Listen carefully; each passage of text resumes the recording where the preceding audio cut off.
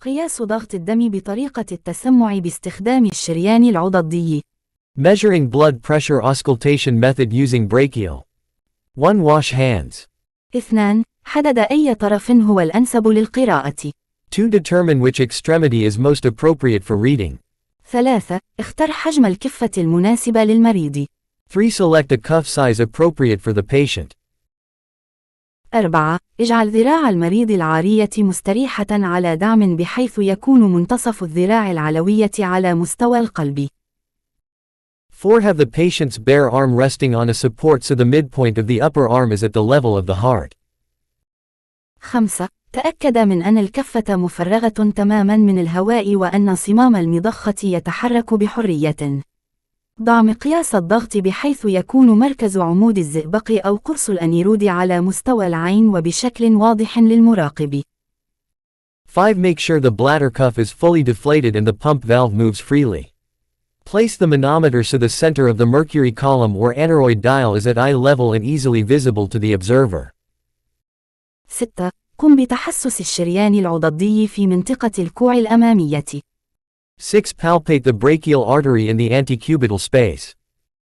7. لف وثبت الكفة حول الذراع العلوية العارية للمريض. يجب أن تكون الحافة السفلية للكفة على بعد 1 بوصة 2 سم فوق منطقة الكوع الأمامية. 7. Wrap and secure the cuff around the patient's bare upper arm. The lower edge of the cuff should be 1 inch 2 centimeters above the antecubital fossa.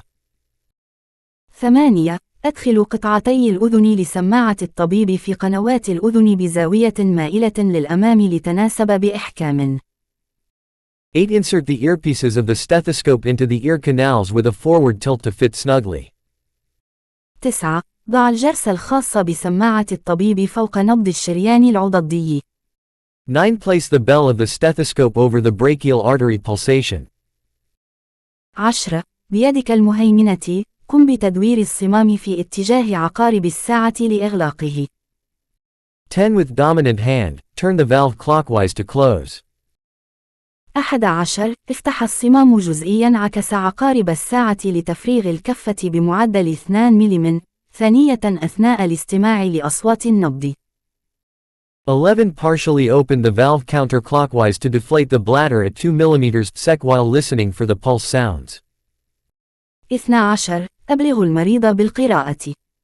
12. Inform the patient of the reading. 13. يجب تسجيل الضغط الانقباضي والانبساطي فوراً مع تقريب القراءة للأعلى لأقرب 2 ملم زئبق. 13. The systolic and diastolic pressure should be immediately recorded, rounded off upward to the nearest 2 mm of mercury. 14. إذا كان مناسباً، اخفض السرير وارفع حواجز الجانب وضع جهاز النداء في مكان سهل الوصول إليه. 14. If appropriate, lower bed, raise side rails, and place call light within easy reach. 15. ضع جميع المعدات في مكانها المناسب. 15. Put all equipment within proper place. 16. Wash hands.